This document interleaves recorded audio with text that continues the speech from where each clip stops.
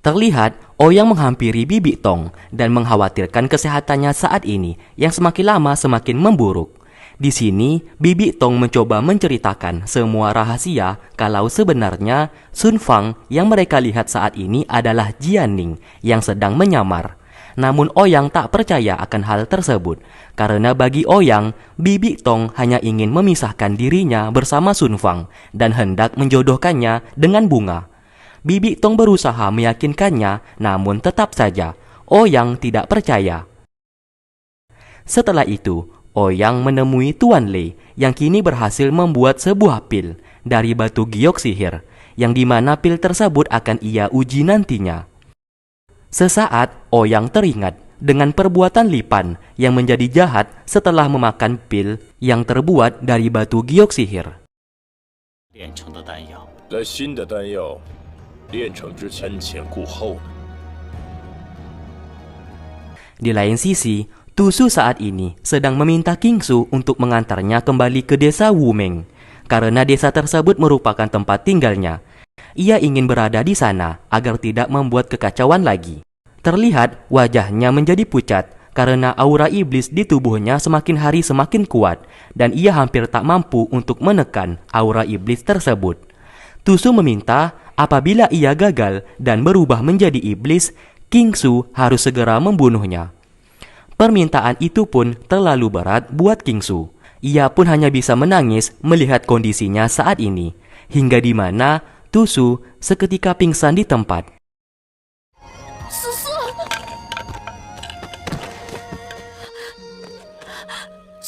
Sesaat, Luo melihat mereka dan membantunya. Mereka pun dibawa ke rumah dan Luo memperkenalkan dirinya sebagai tabib di desa itu. Akhirnya mereka bisa berkumpul kembali dengan Mawar dan Lukman yang kebetulan juga berada di sana, yang sebelumnya Luo juga membantu menyembuhkan cedera kaki milik Lukman. Mereka sangat berterima kasih kepada Luo karena mereka tak saling kenal, namun Luo dengan baik hati mau membantu mereka.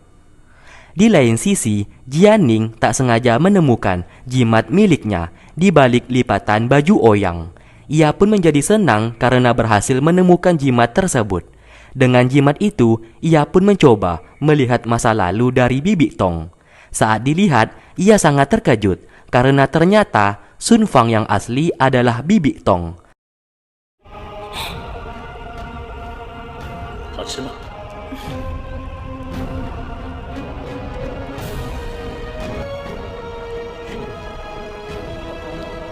Pantas saja selama ini Bibi Tong mau merawat Ouyang karena ia merupakan Sun Fang.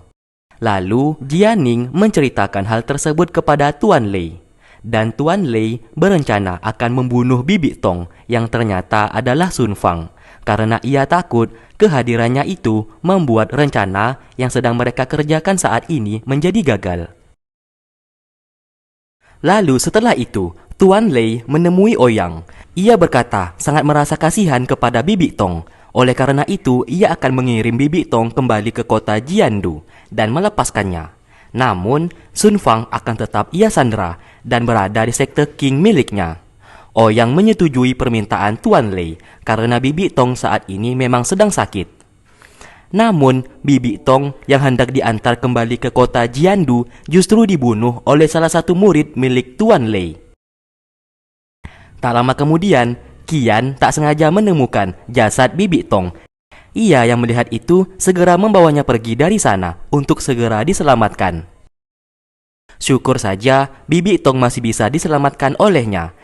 Dan sesaat ia mengirim pesan kepada Ouyang menggunakan burung tersebut. Di lain sisi, Lukman dan Mawar saat ini tak sengaja melihat para warga yang sedang mengeluh karena air di desa mereka sedang krisis dan tidak tahu apa penyebabnya. Melihat penderitaan para warga, Lukman dan Mawar berencana untuk membantu.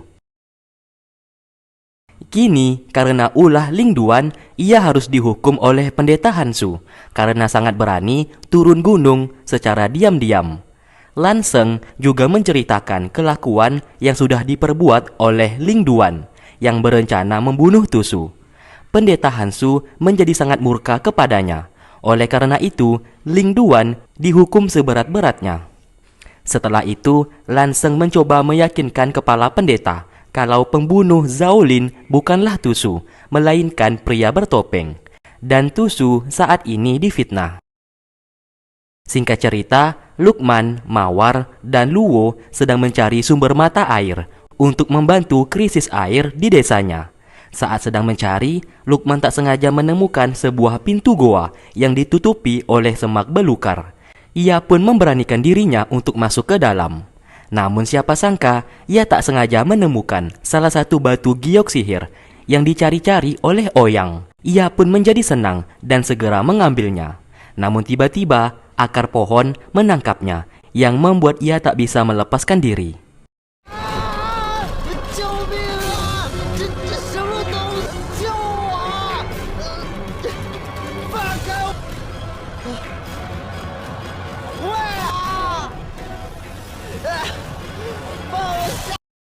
Mawar dan Luo menjadi khawatir karena Lukman sampai saat ini belum kunjung kembali. Mereka pun sepakat untuk mencari keberadaan Lukman.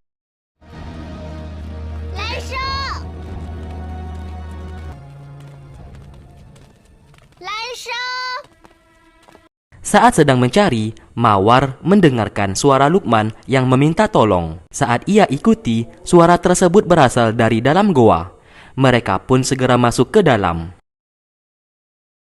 Baru saja masuk, Mawar langsung ditangkap oleh akar pohon di sana.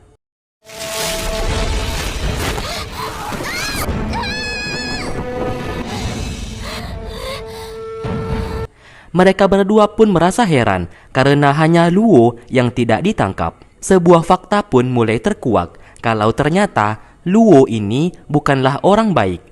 Ia sudah tahu akan goa tersebut dan tidak mau melepaskan mereka berdua, dan ia pun segera meninggalkan tempat itu.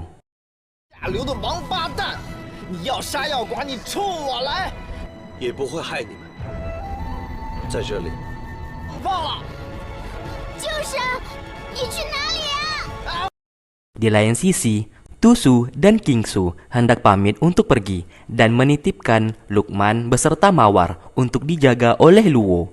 Sebelum mereka pergi, Tusu mendapatkan sebuah informasi dari burung miliknya.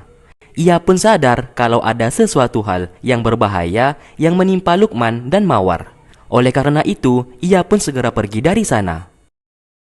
Akhirnya, keberadaan Lukman dan Mawar berhasil ditemukan.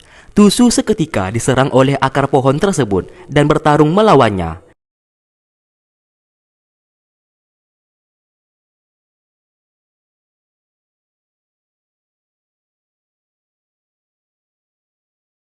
Namun sayang ia bersama Kingsu lagi-lagi berhasil ditangkap oleh akar pohon itu. Dari sinilah mereka semua mengetahui kalau goa itu markas milik Luo dan penyebab air di desa tiba-tiba menghilang karena semuanya itu ulah dari monster pohon di dalam goa tersebut yang menyerap sumber air sebagai makanan monster pohon. Setelah itu, Hong Yu turun gunung dan meninggalkan perguruan Kotayong untuk mencari keberadaan Tusu. Ia yang mendapatkan informasi keberadaan Tusu segera datang ke rumah milik Luo.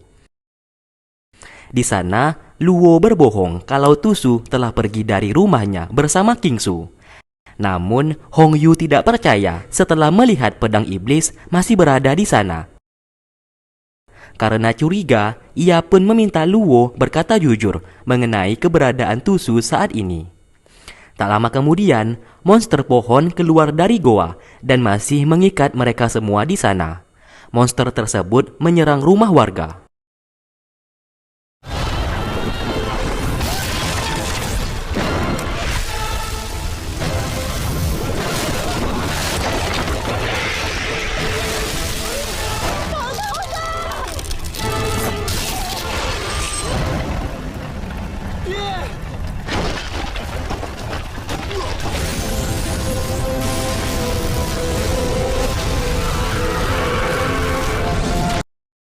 Hong Yu datang ke sana dan membantu menyelamatkan mereka.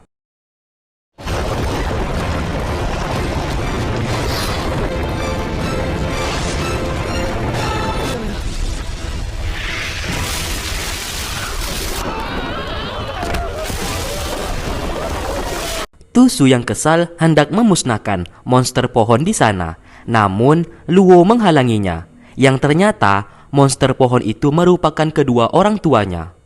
Tusu tetap tidak peduli dan ia pun segera memusnahkannya.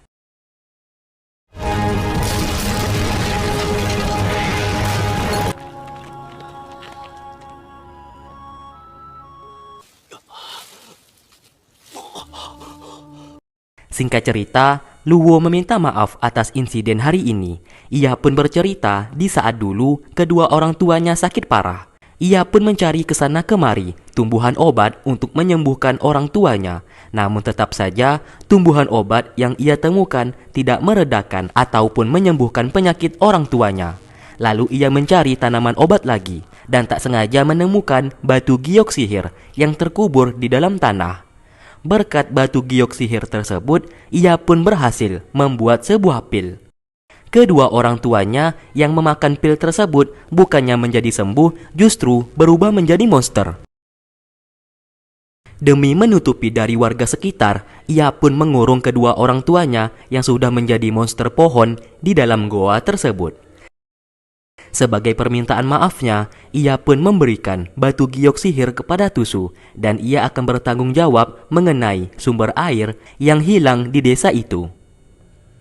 Singkatnya, Luo akan tinggal di dalam goa untuk mengenang kematian orang tuanya. Sebelum mereka pergi, Luo memberikan kultivasi batin miliknya kepada Tusu yang dapat sedikit menekan aura iblis di tubuhnya. Hal itu biasa ia lakukan untuk menekan sifat jahat kedua orang tuanya yang telah berubah menjadi monster pohon.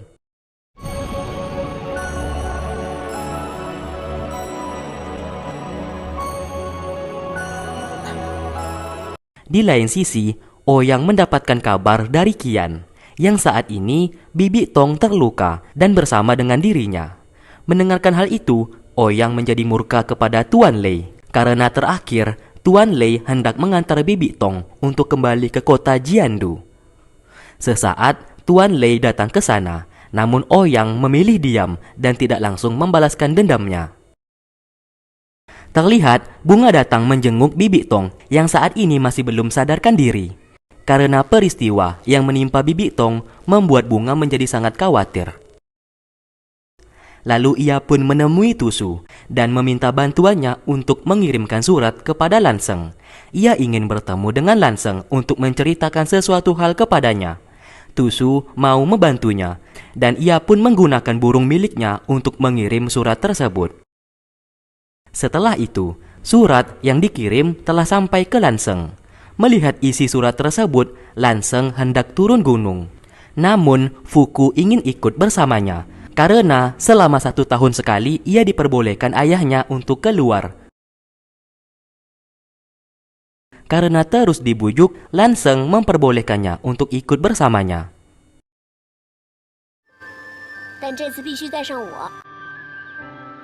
Kini Tuan Lei membawa Ouyang ke sebuah tempat yang dimana Tuan Lei percaya salah satu dari ketiga batu giok sihir berada di tempat tersebut. Ia meminta Ouyang untuk menemukannya. Apabila berhasil, maka ia tidak akan berurusan lagi dengan Ouyang dan melepaskannya untuk pergi. Ouyang berkata kalau ia akan menemukan batu giok sihir tersebut dalam beberapa hari. Di sini, Ouyang terus mengikuti kemauan Tuan Lei dan mencari kesempatan untuk membalaskan dendamnya atas apa yang telah terjadi kepada Bibi Tong.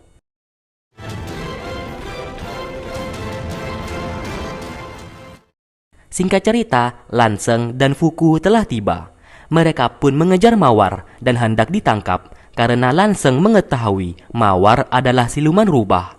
Mereka pun langsung menyerangnya. Hal tersebut membuat Mawar menjadi terluka parah. Lukman lalu datang ke sana untuk menyelamatkannya. Ia berkata kepada mereka, Mawar tidaklah jahat. Dan selama ini yang membantu perjalanan mereka adalah Mawar. Ia pun menghalangi Lanseng agar tidak berhasil mengejarnya. Setelah itu, Lukman memarahi tindakan mereka berdua yang telah melukai Mawar. Tak lama kemudian, Bunga datang ke sana. Ia sangat marah karena Lukman kabur dari gudang kemarin. Lukman berkata kalau ia tidak ingin dinikahkan dengan Nyonya Qin karena ia saat ini mencintai Mawar. Hal tersebut membuat Bunga menjadi marah dan langsung menamparnya.